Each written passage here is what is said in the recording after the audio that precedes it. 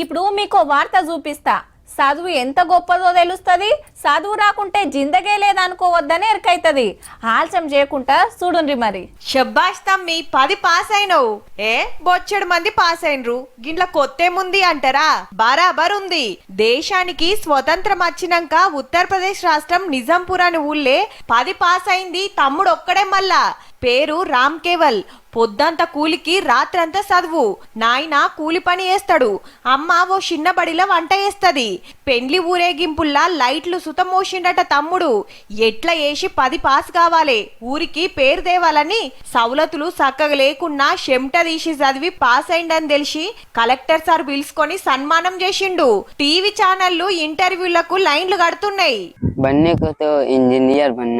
Engineer కావాలనేది తమ్ముని కాయిషు.